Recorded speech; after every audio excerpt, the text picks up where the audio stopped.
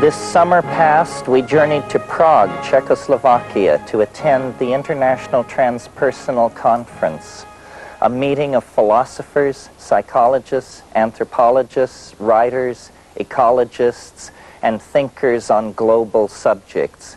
Throughout the conference, we were able to track down and interview some of the movers and shakers whose ideas and hopes will shape the new millennium. Prague was a fitting venue for this meeting. Poised as it is at the center of European crisis and promise, it is a metaphor for the transformation of the planet and of human psychology that must take place if we are to provide a sane future for our children.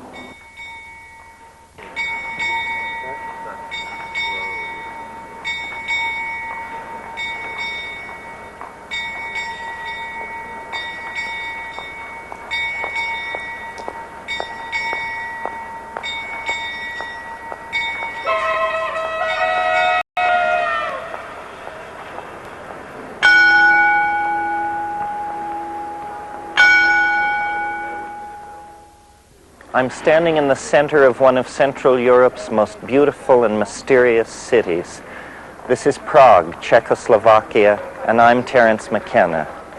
We're here to meet with some of the world's most outstanding thinkers to discuss science, spirituality, and the mounting global crisis. And it's fitting that we should meet in this, the capital of ancient Bohemia, for Prague and Bohemia have always stood for intellectual innovation, chance-taking, and the life of ideas. In the Jugendstil splendor of one of Prague's most famous concert halls, we encountered Richard Alpert and persuaded him to have lunch with us. Alpert, who now calls himself Ram Dass, is one of the most enduring figures from the American cultural upheaval of the 1960s. Alpert, whose career reaches from Harvard University to the plains of the Punjab, has transformed himself into a spokesman for humanity's ignored and downtrodden. And Ralph Abraham was sitting across the table watching me have this conversation, and when after Steiger left, Ralph leaned over to me and he said, "So you see, Terence, the mushroom is telling you that it can reach out and touch you anywhere." And I thought that was amazing. Well, anytime you would like to or feel that you have the time to guide me through anything at all, I'd be happy to be your... Excuse me, sir. You are not the famous Terence Mushroom McKenna. That is you, my friend.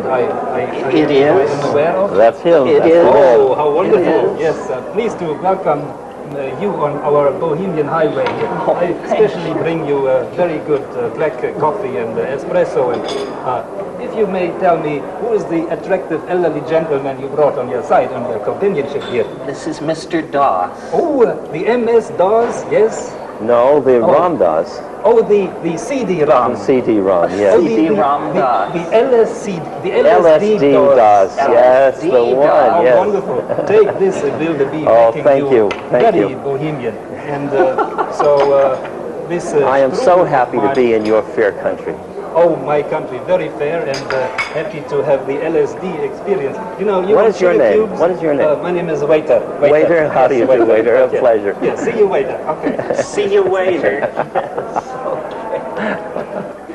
You don't think there's any... It would needs the external form of the mushroom. It would never have happened for me. I only argue from my own experience. Yeah, but you and I were both so thick in crap when it had, that's why we needed it.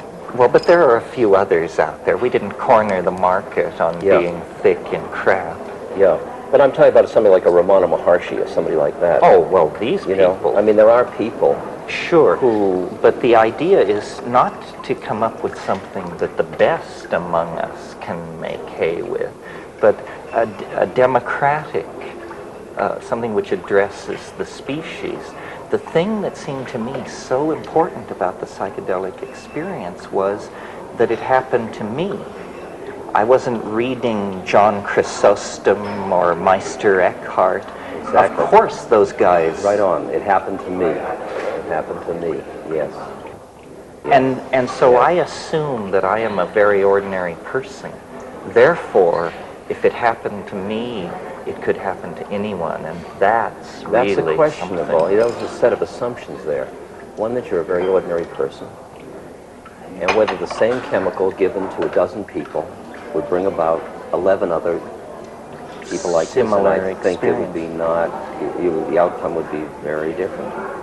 And that's, I keep getting cast into an evolution of consciousness model about individuals, because there's such marked individual differences as to 3 people come before my guru, one completely goes, and the other 2 get a chapati. And people take psilocybin, and some go like that, and they go like that, and some go like that. Well, don't you think a good metaphor for it would be sexuality? Apparently there are some people who can kind of take it or leave it, and others of us, it rears its ugly head with great presence. Yet everybody has to I come notice to as I get terms older, I with it. move from one of these categories to the other. It leaves so much space in my life. I don't know what to do with my free time. I hope it never happens to me. Just clinging. Just clinging. No, just aspiring to cling. Actually, I live the life of an ascetic. It's my aspirations that are pulling me down.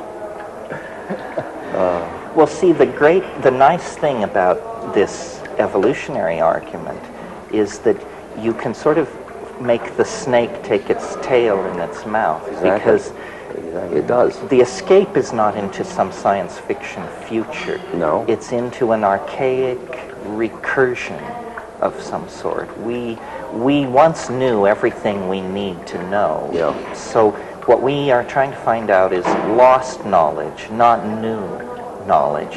And if you direct people back toward 10,000, 20,000 years ago, they see a kind of completion that an open-ended future is... It seems to me it's a confusing thing to use time in that way, because it makes the artifacts of that period seem to be valued as opposed to the artifacts of this period. And it seems to me that, I mean, whether you call it not science fiction, but science fiction can also be very compassionate. It can be very historically relevant. It doesn't have to be...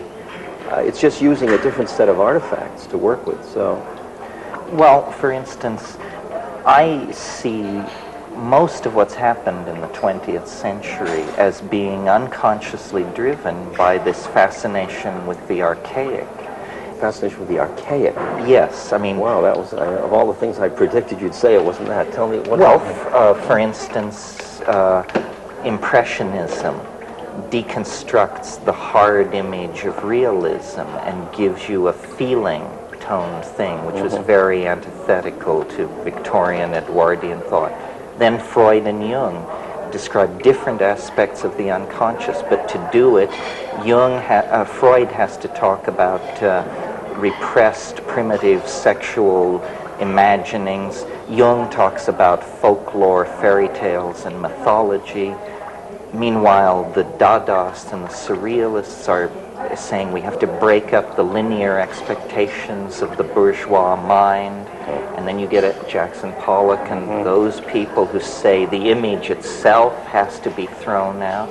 And then, to my mind, the psychedelic thing in the 60s, based on rock and roll and a boundary-dissolving psychedelic, we, almost by a random walk, are finding our way toward shamanism, tribalism, nomadism.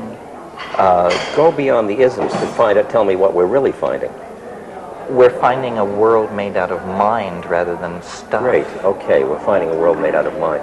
Every time you describe which mind you find, that's just a limiting condition. I mean, if we just find the thing of mind-created stuff, live in that, then what happens?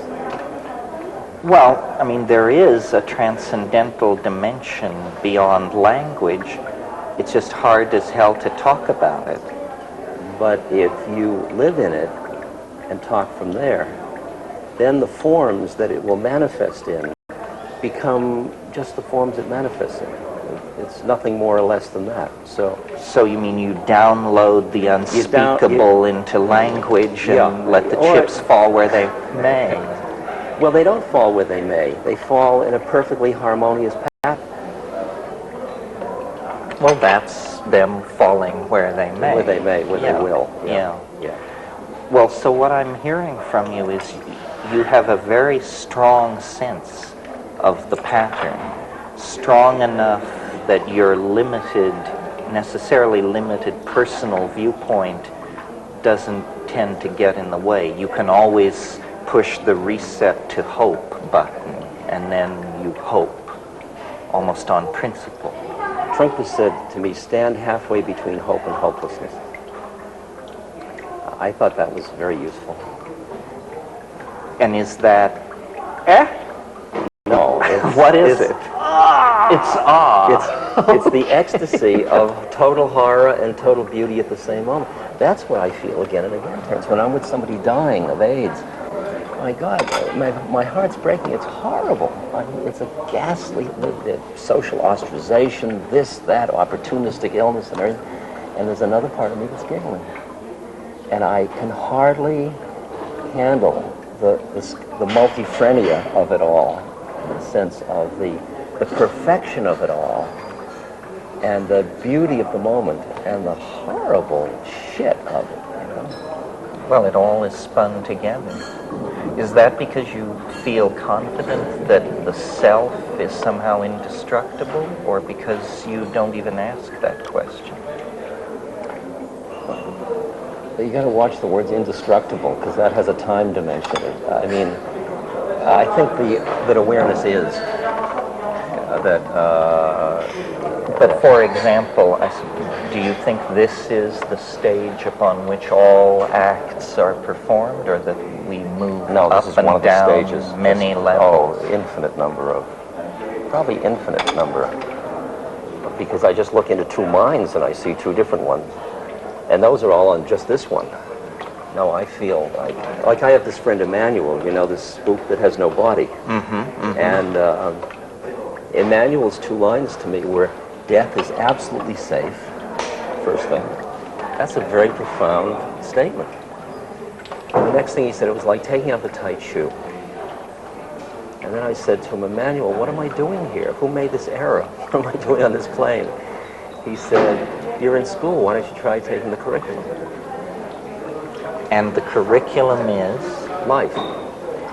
Any life? It means the exploration of the clinging of mind within the world of projected form.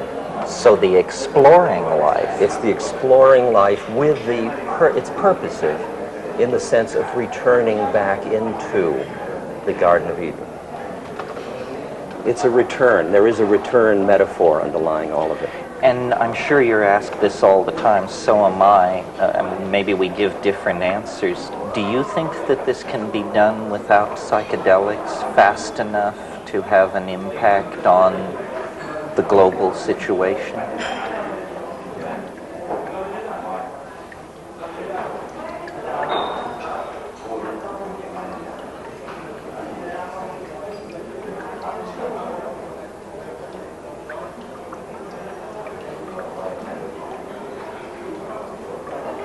I could conceive that it could be. You asked, do I think? I don't really have an opinion whether it will or won't, but I could see it go either way. Well, I mean, like John Seed said to me, it's too late as far as the rainforests are concerned. He says the inertia is too great in the whole system. It's too late. So I said, okay, John. I mean, it was the first time somebody said it to me just like that. He said, it would take a miracle. I said, oh. That threw me back on whatever that was. And then he said, but after all, he said, we came up out of the ocean and came onto land. He said, we have quite a lineage of miracles. I wouldn't underestimate it. That was a nice one. Well, so my question to you is, are psychedelics a miracle? Psychedelics are a miracle, yes. They may not be the only miracle, though. Are they the miracle we need? I don't know that. I don't know that. I think they may have already done what they were to do. Really?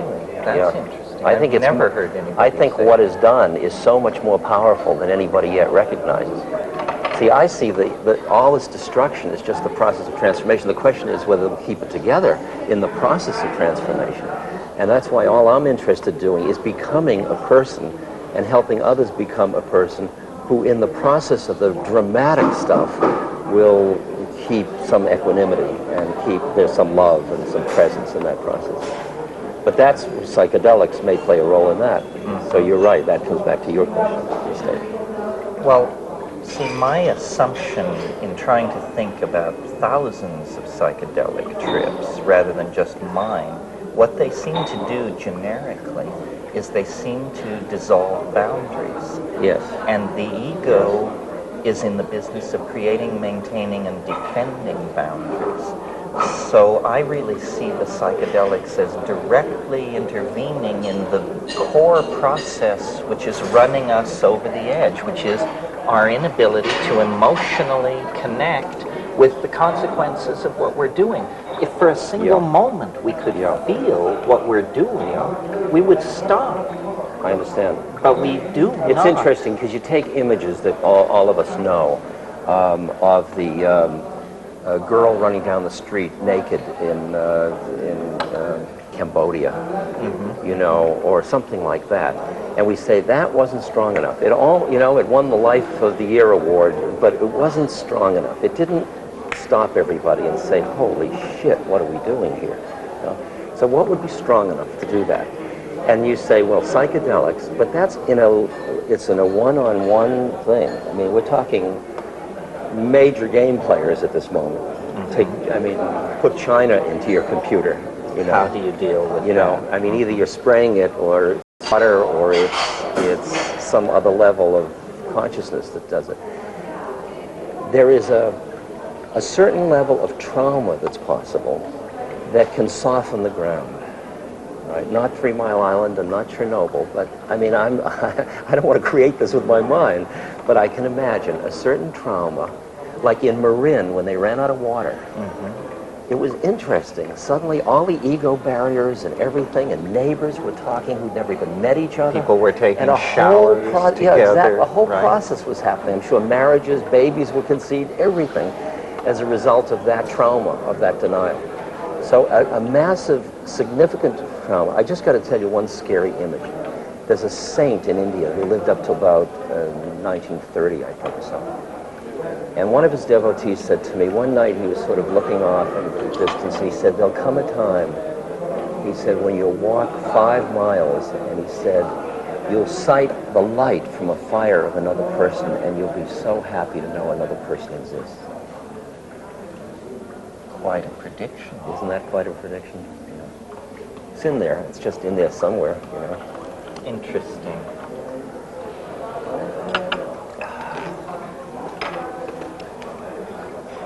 Yes, well, I agree. I think that what's going to happen is that... Gentlemen, everything is fine with the evolution of coffee and consciousness. Both very good with you too. You have come just at the right time. Yes, this is just what I want. How did you know? You tuned into a higher level. A higher level. A higher level. High, very high, yes. I eat Bohemian mushroom soup today, you know? We were just talking about that. Oh, yes. You like Bohemian mushroom soup? I like Let me mushroom. sprinkle liberally some water on your chalice, sir. Oh, please That is, liberally this one. sprinkle his chalice, Yes. for sure. Very good. I am a And, cellist, so it's fine if you wish to. Oh, I know you by your true name. You're Mr. Chalice, sir. Yes. Very good. You also some water in your... No. I was confused. Let me put this here. And have fun with the shaman strudel. Bohemian, very good. Thank you very You much. call when things are getting dangerous. I'll call you. I'll be right back. Not to worry. Good, good.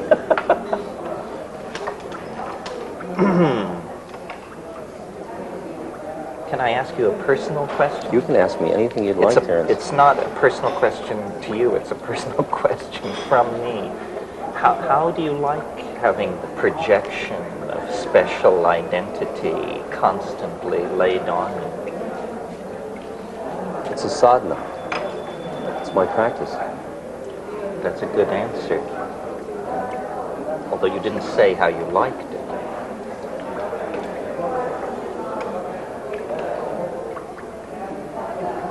I like it to the capacity I have to transpose it. If I can't, I mean, sometimes these are going very fast, and to just keep it transposed, then I love it. I love it. It's like a fire. If the minute I start to lose it, it's a fucking drag. It really is. Because, I mean, you know, I was in a situation in Miami where all these women with blue eyes and coiffured hair were grabbing at the buttons of my jacket. And I thought, oh, I don't want this. Whatever this life is, I don't want to be part of this. I mean, this is, they eat your flesh, finally. Sure. But I realize at any time, I can walk away from it. And it's my, you know, I'm a free agent. So do you never get in a situation where you say, gee, I'd like to do X, but Ram Dass would never do that? My stock and trade, or my coinage, is in sharing just those predicaments publicly. See, I've turned it into, right? You've managed to, but public confession is the subtlest form of wastrelry. Of wastrel, yes. I do it myself. Say, I'm not a good guy, don't follow me, I'm a bad guy. Then I leave the stage and say, now I can really be a bad guy. Come up and see my holy pictures. That's one of my lines in my lecture.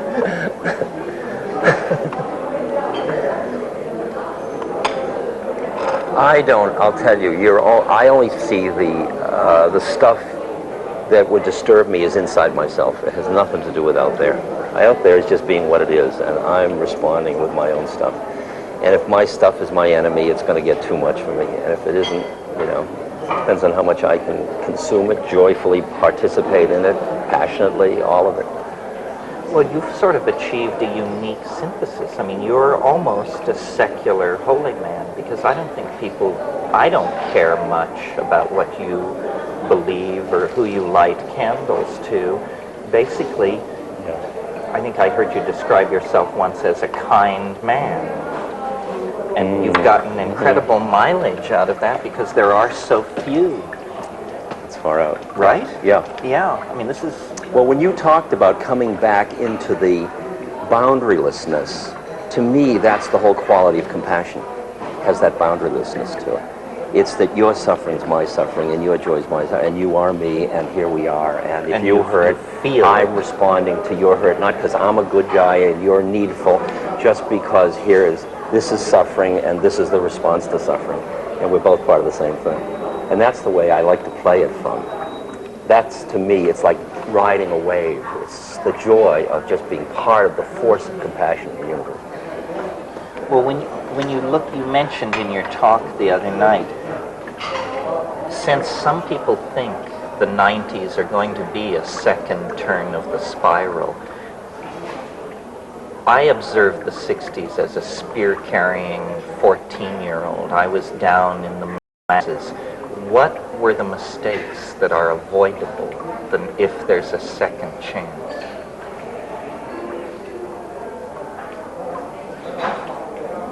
They're inevitably going to be avoided. The first mistake was idealism. The first mistake, and the mistake was thinking that because you had seen it, you could just go like that and everybody else would see it. And you could just say, it's all love, and then everybody would love. I mean, it was a naivete. It was naivete. It was not working on ourselves deeply enough to be without the clinging of mind that made us try to use it. It was our lurking righteousness that got in our way. Can you make a revolution, though, without an inner righteousness? That's the far-out question of where would the action come from? And there's this line in Buddhism that says, out of emptiness arises compassion. And what I experience is that there is a way in which I can sit down in front of a truck or feed a person or go make love or go surf, and there is an appropriateness in every one of those acts. And for me to hear that, I've really got to shut up. And my work is to keep shutting up, to hear which one it is. And if it is a revolution, so be it. Mm-hmm. So be it. You know the story of the monk and the army general? You know, and the army general's disemboweling all the monks? And his reputation has spread far and wide as a cruel, cruel man. And he comes into this village and he says to his adjutant, tell me what's happening. And the adjutant said, all the people are frightened, they're bowing down to you. All the monks in the monastery have fled to the hills but one monk. And the general was outraged about this one monk. And he gets up and he goes to the monastery and he pushes open the doors of the monastery and he walks into the courtyard, and there's the monk standing in the middle of the courtyard. And he walks up to him and he says, don't you know who I am? I could take my sword and run it through your belly without blinking an eye. And don't you know who I am? I could have your sword run through my belly without blinking an eye. That's great. That's the place from which revolutions can heal, rather than just starting the cycle all over again. Then this is the place we never found in the 60s. I mean, I've always said it was all well we and reduced good. it to revolution, and although we had the taste of evolution, we reduced it to revolution. Well, and the day they came with machine guns, we didn't stand like that monk. Everybody said, oh my God, you could get killed playing this game. And I flew to Laos and India for 3 years. But already we had produced the Bay by being so busy being we. True. Because so that they even noticed we. The fact that they noticed us was because we were busy making statements instead of just being it. So maybe, I mean, this is just occurring to me, that being in a place like Prague, the real thing we have to learn here is how to make velvet revolutions, non-confrontational. Exactly right. Exactly right. That's why I admire Havel so much. That's why he's way up there in my, because he is a compassionate leader. He's got wisdom, not just knowledge. He is tuned. There's a quality of his heart that feels present. And he said in this op-ed article, I just read his letter last month. I read it too. And you know, at one point he said, we have to allow the naturalness to come back, the personal stuff, the heart stuff. I mean, he was right there with all of the... Do you see, I mean, I don't want to put you on the spot, but I don't, let me preface it by saying, do you see anybody who could play that role for the millions of kids in England and the United States who are now asking, where do we go from here?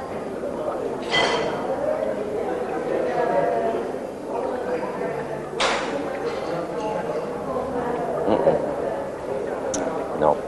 Is that good or bad? I guess the situation hasn't demanded the emergence of that being it.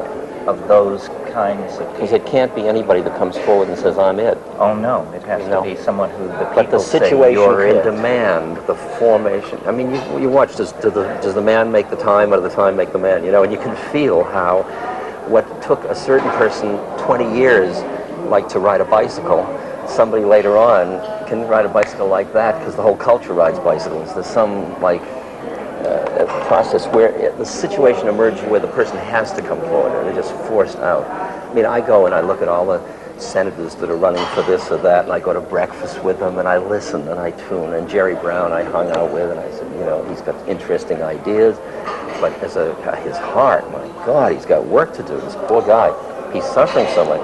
And I love him and I want those ideas out, but I want him to work on himself, you know, and so I don't do see you anybody really else. care in terms of political terms whether Jerry Brown makes himself palatable to an electorate? I care because I work with the Mayan widows in Guatemala, and I feel like I'm representing them, and our government, our administration's policies are killing them and their children and their husbands. And some way I've got to play my part as a member of a society that is imposing so much suffering on so many people. I can't just walk away and say, oh, I'm helping the nice Mayans. I've also got to realize I'm an American citizen that's hurting the Mayans, and I've got to play both games to change one way and to do the other thing. So there's a kind of, not to go egghead here, but a kind of coincidentia positorum, because on one level what you're saying is, it's all right, don't worry. And on another level, you clearly are involved in a search for defining your role, where you would do some good. Optimum judo move. optimum judo move. So it isn't Away from enough the to just compassion of say the system. the system will take care of But itself. I am part of the system that is taking care of itself. So it's a whether sense I'm of standing acting inside of it. without acting through self. It's being not identified with the actor and not being identified with the fruits of the action. That's, I mean, to me, one of my basic texts is the Bhagavad Gita, and those are the two injunctions. Mm-hmm. And I really hear those. And they're very weird, how you do an act when you're not identified with being the actor and you're not attached to the fruits. I mean, I lead this funny, continuous paradox that suffering stinks and suffering's grace. And I live with both of those all the time. Well, I think most people do, don't you I think most people have taken a position. Oh, that suffering is bad, they hate it, they want to keep it or away that from it's grace, and it's, lovely. Well, and then the great masses of people never really draw the distinction because for them suffering is like air and water. It's life. It's life. It comes with it's it. Life. Burying the many children you bear. That's why I found in the villages in India less suffering than I found around the middle class in America. Certainly less whining. Well, less preoccupation with what they don't have. Well, they have a philosophy of reincarnation that must sustain them. There is something else that's feeding them. Where we have a philosophy of, if you don't get it now, you never will. Exactly. We threw out in the councils of Nicaea, Trent, and Constantinople just the thing that would have healed, but we did it so that the church could have power over.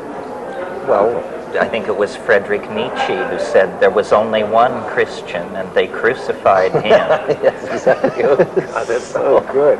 That's such a good line. Here comes...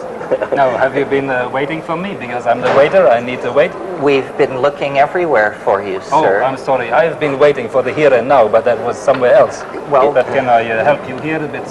You can help us here, and you can help us now. there. Very good. I'll help you here. I hope you enjoy my conversation. No, I mean, do we get a check, or is this all on the house? No, I am the check. I am the check. This is Prague, my sir. God is everywhere, but Czechland is here, Okay. I keep one more bottle for you in the refrigerator. Hold it in but not in the here and now. In the somewhere else, maybe later. But see you.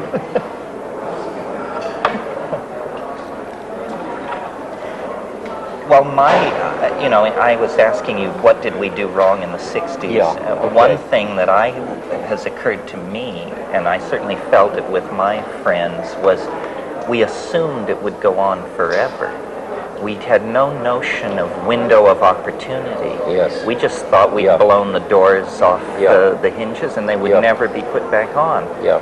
To me, the most amazing transformation in my lifetime is not the revolution of the 60s, but the counter-revolution of the 70s, where they managed to put the cuckoo clock back together again, even though we'd kicked it all Did they over or didn't they? That's what I'm... see, you keep thinking there was that opportunity and it closed, and I think it happened then. And all of the 70s and 80s and all that was this kind of reverberation to this process. And that I'm here and you're here and we're both still here and it's the 90s, and I got a lot of people that, I talk now in middle America, and I look at my audiences and they've never taken dope, they've never read Eastern holy books or anything, and I just say the same stuff I was saying in the 60s that I was saying to people with flowers and big pupils, and these people in the middle, they're corseted, nice people, and they're going, and I think, far out, look, it happened, and I was looking the other way. Well, that's true. And that's where you're looking for the resonance of a person to come forth that speaks from that consciousness with the assurance of the truth of it. Right. That's what I think, why all this business of a Christ figure, I mean, I see how seductive it is, but how we've gotten very cynical because we've projected into such a person a purpose.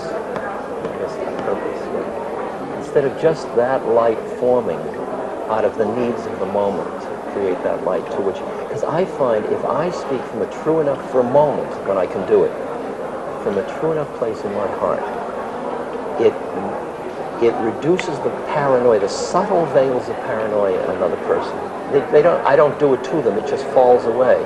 Because they're testing, and they don't get from me anything that says like that. And I just watch them like a flower, like that. And I think, boy, I give a lot to just be that instrument. You know, that's worth working for. Well, that's a great role. But it's the role for every one of us. That's the role. That's what I said to the ITA. I said, you know, just don't talk about it. Exemplify let's do it. Let's be it. Do for it. God's sakes. Well, you know, Blake said a wonderful thing. He said, if I can get it right, if the truth can be told so as to be understood, it will be believed. Right. Exactly. So all you have to do is say it. Exactly. When can you say it simply enough? Is it only said in silence simply enough? Or are there words? Or is there music? Or is there what? Or is there... There's words, there's music, there's silence, there's gesture, because it's always going to exceed one's grasp. See, my mantra is the Gandhi line, my life is my message. Yes, you said that the other night. That's very good. Of every level of being. I think I'm at a little lower level because I'm very aware that I have to struggle to have to say my life is my message. I would almost rather say my message is my message. Please don't look at my life because I'm a fallible human being and I'm constantly fucking up. But you see how that weakens your message. You see how that quality means that the message doesn't come from the root, the central. There's a way in which it waffles. True. And that's the thing. I really can't. Once I saw the possibility of that, I said, why waffle? What is worth holding on to that's worth waffling about? Well, I once said to Leo Zeff, I'm sure you knew Leo, I said to him in a meeting, I said, Leo, you're finished, you're completed, you're baked. Me, I'm half-baked. And I hope that the rest of my life will finish the baking process. You're not half-baked. That's what's interesting. I mean, when you and I talk, you and I hear each other perfectly. Truth. And so where are we hearing each other from? I mean, then we each play our game the way we play our game, you know, and you can play your game saying I'm half-baked. That's your strategy if you choose. It's a mercurial strategy. Yes, I understand it as such. Here's to Mercurius.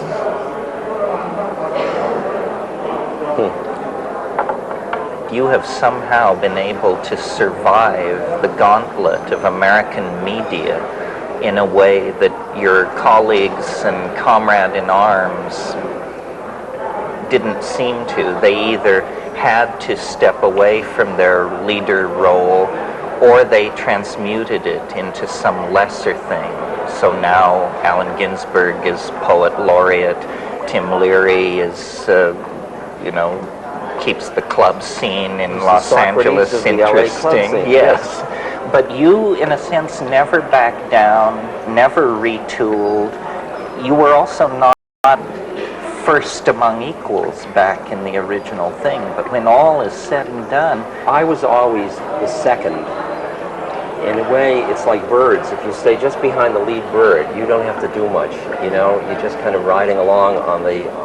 Well, and Ralph tells me to be third is the real good position. It's like being the young prince. You won't ever be king. It was only until about 5 years ago. In the past 5 years, they've stopped introducing me as Tim Leary's partner. Right.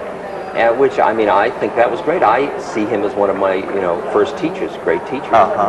And, but I don't have the fun for me. Terence says, I have no model of myself. I mean, I don't know who I am. I don't know whether I'm an anachronism from the 60s or I'm just about to happen. A prophet to be. Yes, I have no idea. And I don't care. That's what I saw. Because either of them, all the things you get in either way are a drag and they're beautiful, equally. No, well, I think you're a prophet to be. I think we all are. That, you know, we all are, yes. As Bilbo Baggins once said, the greatest adventure still lies ahead. I believe that. Yeah, I'll believe that too. when they lower my box. I'll believe I it. do too. Exactly. Good. Exactly. Well, thanks for coming by. I'm sure you had many, many demands on you. Thank you. It was a pleasure. Good. I was afraid of you up until now. Now I'm delighted to be with you. Don't be afraid of me. The people who are afraid of me don't know me, or they No. know me better than I you know. ever will.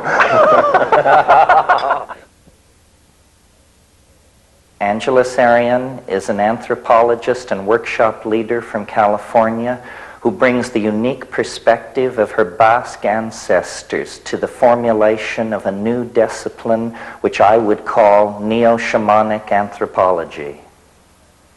So there you have it, as the king said to Mozart. Yes. Yes, as the caterpillar on top of the mushroom said, "Who are you?" Well, so I looked over your newsletter, and it looks like sort of a neo-shamanism is the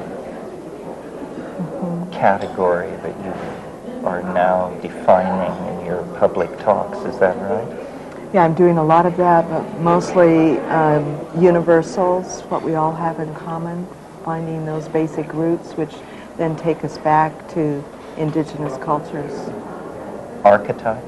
Archetypes. Uh-huh.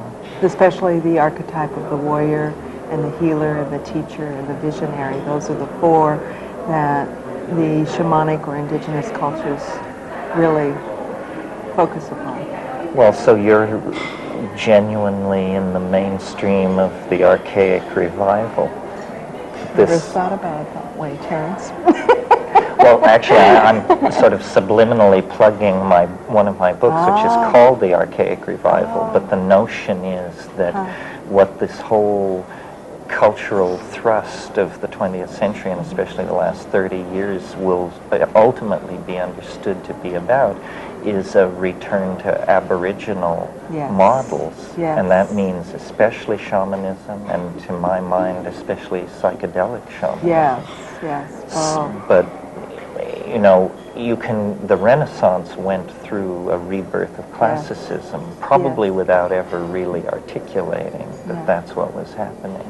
But I think this shamanic or Aboriginal ecological feminine partnership impulse is now pretty explicit. So that's what I meant. Yeah. Well, I think that I love the title, like Archaic Revival, because at the same time what's coming up is everyone talking about a new world order. Right. And yet in order to understand what constitutes a new world order, we need to take a look at what the current world order is. And so we really have essentially four worlds. We have the industrialized first world, and we have the socialist bloc, which would be the second world, and we have the third world countries, which are really the developing countries like Brazil. But the fourth world is really the Aboriginal indigenous cultures that are within cultures but don't have the same kind of rights. And the first three worlds say that the land belongs to the people, but the fourth world says that the people belong to the land. And so that people belonging to the land is really it's your archaic revival, but it's getting back to nature and owning those roots brings up that revival, which is the shift that we're going to need to make in order to do the new world order, is to get the people back to the land. Well, it's too bad that there's no place in the world where that Aboriginal position is in a governing position. Starting for the first time in the last 3 years is the establishment of the World Indigenous Council. And this summer in July is the first time that there will actually be a vote to have a seat on the United Nations where there will be representatives from each of the world indigenous peoples. And so I'm real hopeful Really? about that. You mean every Amazonian tribe could potentially have a Yes. delegate in the Yes. UN? Or that they themselves could have a council and vote who would be their best representatives as a bioregional. Well, you know, there's some phrase in Latin, I can't remember what it is, but it means that he who does not expand his borders will have his land taken by somebody else. Yeah. And this was the theory that drove colonization in South America. All of these countries like Peru, Colombia, Ecuador, Venezuela actually encroach on a vast Aboriginal core of that continent, which should be self-governing. Yeah. And were it self-governing, it would be a tremendous... Huge force. Yeah. It's amazing that I really think that for the last 20 years there's been this whole east-west bridging, but we're really starting in the last 5 years to this north-south kind of bridging, and I really feel that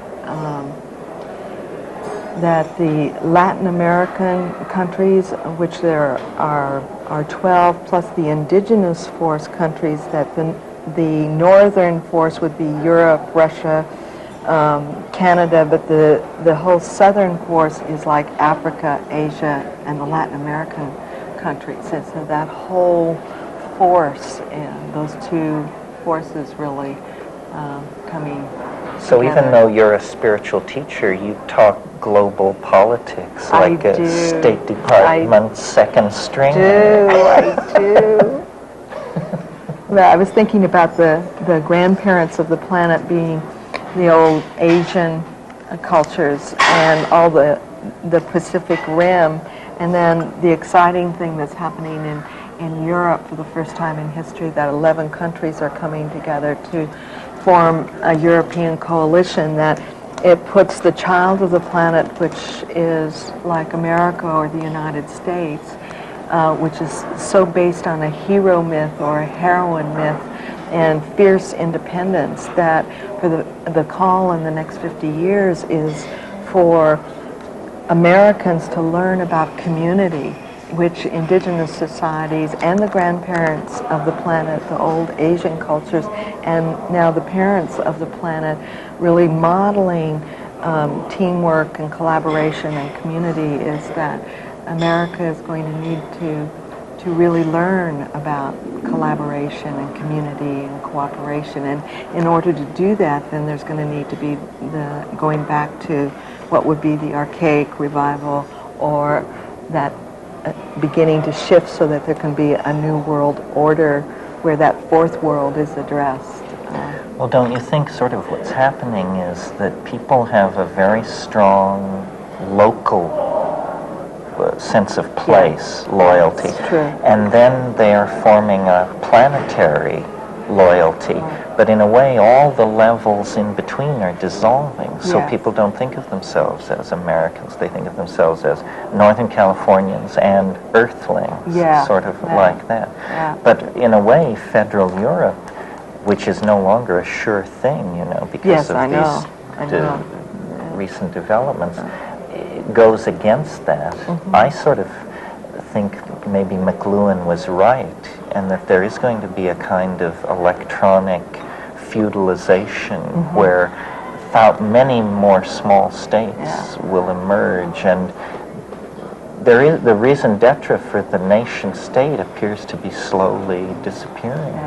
And the states, I think the crisis that came to Marxism is coming now for the republicrat oligarchy in America. Yeah, I think you're right. I think there's a terrific shift of power that's going on, that out of maybe the hierarchical types of power to people power, and I see two major forces contributing to that, which is one, the computer or the electronic, because it's people-based, individual-based, bringing the power back to the individual, and also free enterprise rather than capitalism or communism. There's that middle road coming in. So I think that when we take a look cross-culturally at the three kinds of power, or the power of presence, or the power of communication, or the power of position, the willingness to take a stand, is that it's going to be very important to see how those shifts of power really are going back to empowerment of the people. So what are you looking toward in the future, personally and globally?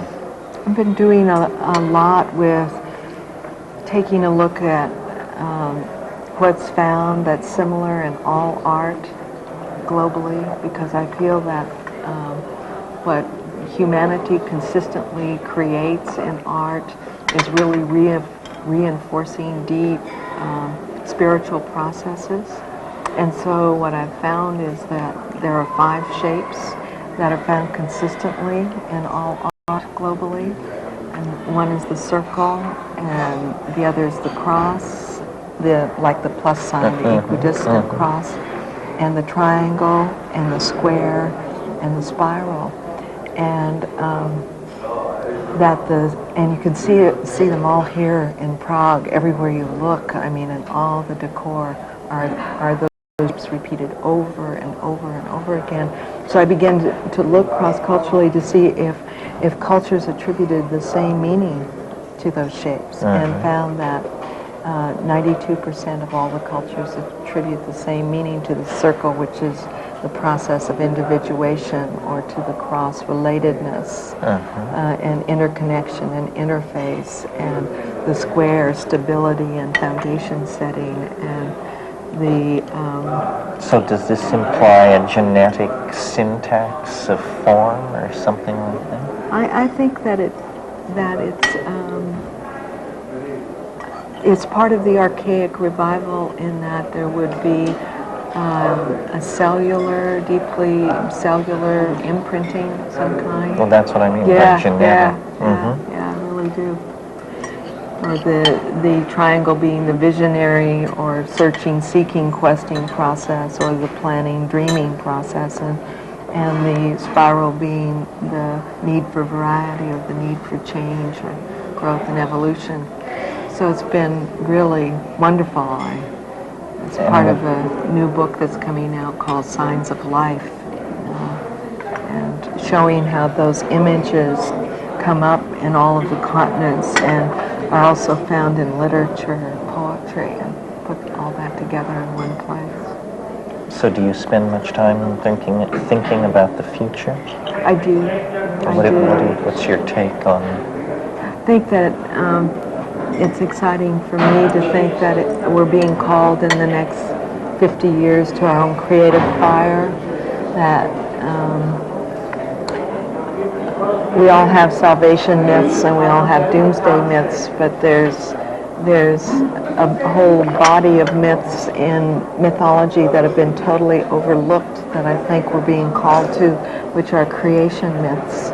And what are the creation myths but stories about how to build new worlds internally and externally? And I think that for 2,000 years we've done the polarity dance, and we're moving into a both-and world rather than an either-or world. And I'm excited about the future, that if we can really move into the wisdom of the plant kingdom, and if we can move into the deep wisdom of nature as a mirror of our own nature, that